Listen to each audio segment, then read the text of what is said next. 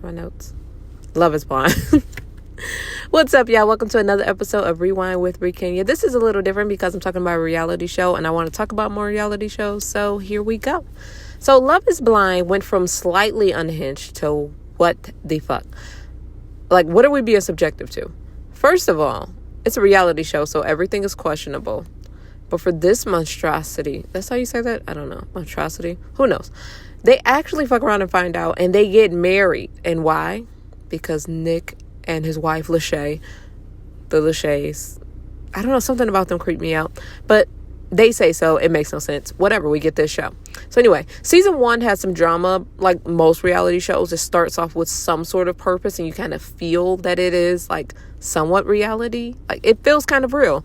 And some things are real because some of the couples do actually get married and some are still married. Season 2, I don't remember. I don't know why my brain just deleted that one. Season 3, though, the floodgates of hell open and we started to see how messy it can be when people just say whatever they think. Like some of this I actually like because sometimes it's how my brain is. I'm just saying whatever's on my mind. But there is some successful marriages, kind of. I guess it's like 1.5 because one of them were kind of creepy. He kind of gave me DV vibes, like it could go wrong because she just said the wrong thing, but that's a whole other video. And then season 4 gets here and it was so overproduced that it felt like some of the recent seasons of the Housewives franchise where you feel it's overproduced and it's too much going on. But it did have some memorable moments that were stretched out into that after the altar BS that we didn't really need. Like, let reality happen, and if it's boring or it's not really, like, for entertainment, then recast. Like, do something different. And stop this terrible production that I can't stop watching. Like, help me to help us. Or help you help me. I don't know, help somebody, shit. So, season 5, though. Season 5 said, hold my beer, Jessica, Vanessa, Lachey. It's about to get real. So the individuals come into the pods and they're so excited to find the love of their lives or for the moment. And we're introduced to some characters. So first of all, we have to talk about this lady, Miriam. Like, she isn't a main character, but she is a character. Like, she actually had me, like, laughing because I kind of watch this without paying attention sometimes. Then I come back and pay attention. But I was really like, what is she talking about? So she had so much confusion about her career, where she lives, what she does, who she is. And it was like... everything she said was, kind of, if you think, possibly. And, like, her nationality, like, everything seemed questionable. But it was questionable to her. Like, do you not know who you are? It was crazy. Yet later on, she has a full recollection of everything that went on and what everyone is saying. And she was standing up for Lydia and Leah. And she can just speak fine. And it was like, okay, I don't know. So the crew of this Scooby-Doo mystery series are Aaliyah, who is a tearful traveling nurse. Beautiful girl, but I think, I won't say anyone is like overly emotional, but maybe she was like really in touch with her emotions. Because I'm a crier, but gee, she cried a lot. Uche, a manipulative lawyer. As soon as I heard Uche talk for the first time, I would have swiped right and we were in the pods. I still would have been like, nah, I'm good. Lydia, an insane geologist. Lydia came across as, really bubbly, fiery. And she started to give me cringe vibes very early on. Like, because she is also a crier. But I don't know, something about Lydia just, like, made me uneasy from the beginning. Milton, a young and in charge gentleman who also plays with rocks and Pokemon cards. I really don't know other than, like, just existing. Milton's really cool, though. Like, initially, probably would have swiped right on him, too. But he does, like, once he shows his personality, even though he's really laid back, really cool about everything, he does seem really level-headed, especially for his age. It's really surprising because I know at 24, when I wasn't intoxicated, I don't remember being, like, that level-headed. But, yeah, he has it together. Izzy, the king of icks. I got this vibe that he was trying to be racially ambiguous also, like on purpose, because some people, you can't help that you're racially ambiguous. That's just a thing. But I feel like he was trying to be, like, with the bald head. And I don't know. That could be just my thing when I see certain people do things. Sorry if it's not, or if that's offensive. I'm not really sorry. That's how I feel. And it's like, give this mysterious vibe. But, like, that's a whole other video. He's just an icky. I don't know. Something about him just, no. Stacy and her brow. So they distracted me also every time that I saw her. But then she talked and I was distracted by how much I dislike her as a whole. JP creeped me out instantly. Taylor, a sweet girl that I wish ended up with this guy, Chris. So they both just seem like they're really loving and they were actually here for love. And sadly, I don't know, maybe like after the altar, hopefully something happens with the people who actually are deserving of love and who actually give off the good vibes can find each other. And then you let the bad people be icky together. And then there's old trauma bond Johnny, who I feel bad for at the end, like where we are now before we get to this finale. But only because she got attacked by people I dislike more than I dislike her. So we know we get the connections. And of course, there are people who make multiple connections because, duh, you're dating multiple people. And so significant connections here, Aaliyah and Uche. So they seem to connect over some like shared background experiences, some general interests, which seems genuine. But again, the way that Uche talks, he talks like a lawyer and he kind of talks like he's, I don't know if it's like outsmarting you or like I'm better than you type of talk. It just wouldn't give me a comfortable vibe to be telling him any real personal information. He's one of those people you like kind of have to keep it surface level with because he'll like use things against you, in my opinion. But they really connect. They hit it off until a bombshell comes later on. But let's kind of circle around back because let's talk about the connections here. First, JP and Taylor, they seem to really hit it off. I don't really know like all the ins and outs of how, because their conversation seemed a little surface level too, and it seemed more like instant infatuation that you would kind of get when you first meet someone and you have good chemistry with them and you're like, ooh, like I could see us together even though I don't really know you. I don't really know how to describe other than a like crushing phase, and that's all I really got from them. Yet they really hit it off quickly, and then boom, they were engaged. So they were kind of out of the race early, and I didn't really see them connect or like make any connections with other people. I think that's what they miss out on when they showed the pods. Show some of these other connections, even if the people don't last a long time. Show us like when you really see everyone dating everyone, because some of those conversations that you may think are kind of boring is actually kind of interesting. But anywho, Lydia, let's get to Izzy, because Izzy for some reason is the man in like the pods and everyone seems to like him. And again, I don't really get it because even in his conversation, everything seems try hard and it doesn't seem like someone being genuine and kind of vague. And he kind of reminds me of the guy, I cannot remember his name. It was a guy from season 3 who had like those vague stories, but he seemed even more genuine than Izzy because he was at least telling about his actual life experiences. And Izzy did open up some, but in most of the things he was saying, it still was like, okay, let's dig a little deeper. So Izzy has made a connection with Lydia, and he's also made a connection with Stacy, and then he's also made a connection with Johnny. So again, he's juggling a lot here. His connections with the ladies are all different, but you can tell he was feeling Lydia for a minute, and then Lydia is really intense, and he kind of shut that one down like, yeah, no. And so he will leave him with his other two choices. But Lydia took that really hard, which was actually a little confusing for me. But again, everyone doesn't take like rejection the same way. But Lydia was like hurt by that. Like she was in tears, like, damn, girl. Like they didn't know each other that well. So it was like, okay, like he didn't want to be with you.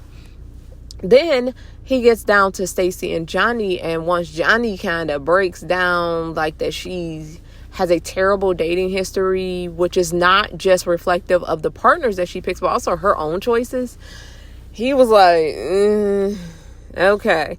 But even in the midst of showing like him getting to know the ladies and basically finding things he didn't like about them, he was sharing things about himself that wasn't all that great either. Because something I picked up on him and like his career, he really isn't like that stable, and like that kind of would have threw me off. Like you aren't really that put together, but you're looking for marriage, and you don't really have like your structure yourself, and you don't have like a real solid, I won't say it's like solid family structure, but he still has some like other traumas too. So I don't know, it kind of it's similar to like Uche, like you want someone to be a certain way, but you aren't being that way. But he narrows his choices down. He gets down to Stacy. And I'm sorry, I didn't say this in the beginning. If you have not watched, even though you should see from my caption, this is kind of like a recap going into my thoughts on what's coming up in the finale that will be this week. So, Izzy picks Stacy and she's happy, but Stacy gives off this really kind of cool girl vibe. Like, I don't know what it is about Stacy that made me think, like, in school she probably was the mean girl who, like, talked about people who weren't as well off as she is, or like she was like the pretty cheerleader girl when she didn't have those brows and that makeup, like, because that makeup is really harsh looking and it actually makes her look older. I'm in the same age group as these people, well, some of them, because I'm in my early 30s. I don't like saying my age anymore, but I'm in the same age group and I'm looking like, yeah, you gotta calm down on that makeup because it's a lot and it's doing a lot for your face. But anyway, I don't want to judge because it's not like she's not ugly or anything. It was really just harsh. And I try to keep it a little light day to day, which kind of gets to JP and Taylor. So again, wait, nope, I'm skipping around because I didn't talk about how things progress with Aaliyah and Lydia. So, Aaliyah and Lydia, even though those two, it will progress with them. But Uche and Aaliyah. So they have a situation in which Aaliyah confesses for some reason. When I watched this, I made a Facebook status like, these girls are so overly transparent. Why are you telling them this? And why would you say on national TV you cheated on your ex-boyfriend, but he doesn't know that? And you're telling this random man in the pod that in the rest of America, like, girl, you could have kept that information to yourself. So Aaliyah says, like, I think this was 2 years ago, she had cheated on her ex, and Uche turns into Pastor Uche. I don't know why I want to say Uche Wally. Every time I say his name, I think, Uche Wally, Uche. I got to really stop because it just really pops in my head. But, okay. Uche, he gets so holier than thou, and he straight up cuts into Aaliyah in lawyer talk. Sorry if you hear it jangling. I'm, like, in my car because it's my lunch break, and I have to do videos here because I don't get silenced because I have a toddler. So, Uche cuts into her, and it is a bit much. Like, I felt like the Detroit girl in me probably would have started cussing and been like, all right now. Like, you had your minute to, like, kind of, you can cast some judgment. That's fine because I did something wrong. But, all right, chill, because you don't know me like that. Like, you got to relax. But she didn't. She was really, like, apologetic almost to him. And it was like, motherfucker, she didn't cheat on you. And that's instantly what I would have been like, I didn't cheat on you. But nope. This wasn't what she did. She's very nice. She's a very nice girl. I actually wouldn't mind being friends with Aaliyah. So, Aaliyah, if you want to be friends, I'm not, like, really communicative.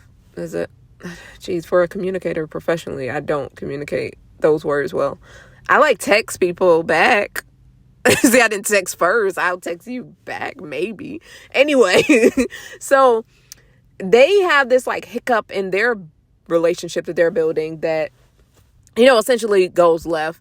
And she almost like steps away from it, but then she comes back because he's like, no, I forgive you. Like, I really wouldn't want to talk to him anymore. After the way he cut into her, like, that would have turned me so far off that we probably would have ended our connection right there. But she goes back, they get back to the connection, and then another bombshell comes. So, in the midst of this happening, Lydia and Milton have been building their relationship up. And just because I didn't see other people say this, Milton was Lydia's last choice. Now, Milton, at first, she was not giving him any vibe. She was like, ugh.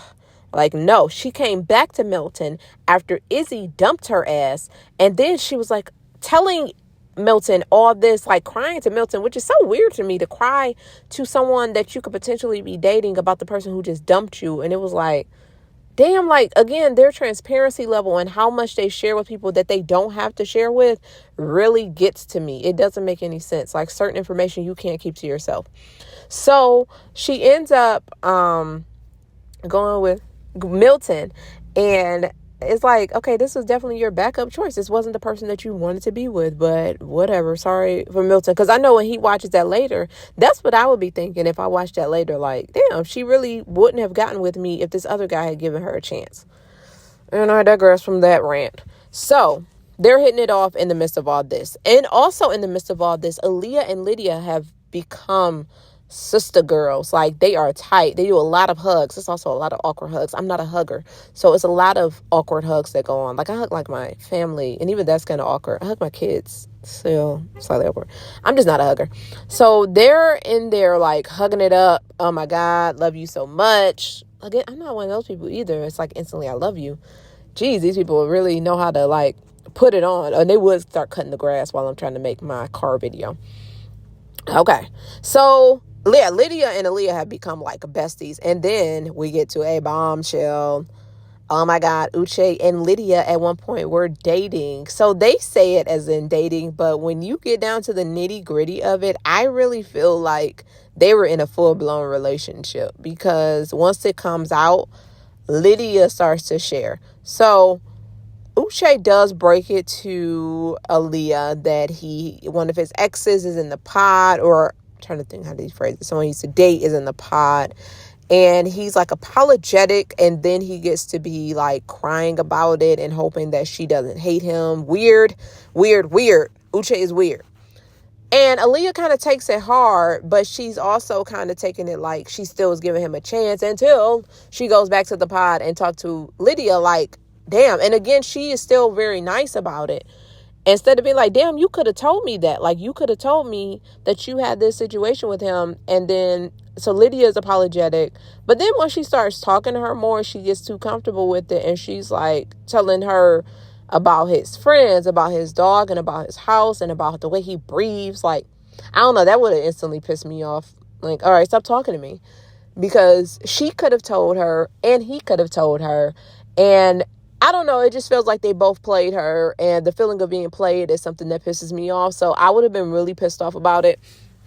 Aaliyah is like hurt by it, and she has to make her decision now. In the midst of that happening, we still have the other relationships that are going. So Izzy and after this, if you don't watch Love is Blind, after you kind of pick when you pick your person and you get engaged, you get to see each other then. So now JP and Taylor have seen each other. I'm sorry, I said the wrong people. Pete, yeah, it is JP because Jared. They see each other. It's awkward. And I just have to say, Taylor is beautiful. It was something when she was talking. And I think she mentioned something about letting herself go. I instantly kind of picked up there that she has had some self-esteem issues in the past, or maybe some issues with how she's viewed herself. And she's a beautiful girl to me. Excuse me. Jeez, that was gross. But I think she's really beautiful. And I also just think she has a really sweet and calm demeanor. And so when she said that, I'm like, I never like to see people who say like bad things about themselves, because I know certain thoughts I've had about myself. And it's not a good feeling to have. And it's not a good thing to see or feel that for someone else. I had like empathy for her in that. So they're cutting the grass. Like, seriously, like this is what happens when you don't have a YouTube studio, and it's like 2 mowers. They're coming back to back on it, like nonstop. Wow. All right, you guys, I only have like 2 minutes to finish this. Jeesh. Anywho, so Taylor and JP see each other, and she's excited to see him. She's really excited because she has formed this bond with him. And then he's just like awkward, and the way that he kisses her is awkward. And every time that he kisses her, I want to punch the screen. I'm watching like sometimes from my phone, and I'm like, boom, I just want to. It's so icky. It's very icky. It makes me cringe. So they have their little moments. God damn, y'all in these lawnmowers. And also in the midst of this, did I already say Izzy picked Taylor? I'm sorry. I mix these people up. It's too many people. Izzy picked Stacy. So Johnny is now left out because Johnny has tried to go back and forth. I didn't even mention this part. Johnny has tried to go back and forth with Chris and Izzy because Chris is the safe option. Duh. If you just listen to how them talk, Chris was so vulnerable with her. Chris was so genuine, and Chris was so willing to still be with her despite all that she had going on. Meanwhile, she tells Izzy about her past because she's talking about she's healed. She's not healed at all. Nobody really, to me, we never really heal. We're in a healing process for life. If you do things like therapy, any type of self-care, self-help, you're in like a healing process. But to me, once you start healing, like healing is a journey. It's not just like, oh, I did therapy for 2 weeks, like I'm healed, I'm all better. It's not like a sore. you got to keep healing. But that's my personal rant. So she's like, she's healed, but clearly you're not, because you're still making decisions that are reflective of your past and how you were before. So after she's tried to go ping pong with them, and of course the guys are being catty, they're in there being real sassy in the pods talking to each other. And Izzy is like, nah, she was telling me you wasn't it. And Chris is like, well, damn, I thought I was. So when she tries to come back and pick Chris and tell him, I didn't pick the safe option, I should have picked you, and blah, blah, blah, blah, blah. And Chris is like, too little too late, I'm going to choose myself. And he went full, like, I got to pick me first. I got to choose me first, Lucius. Like, it was real. He was showing a lot of energy. I really, I felt it.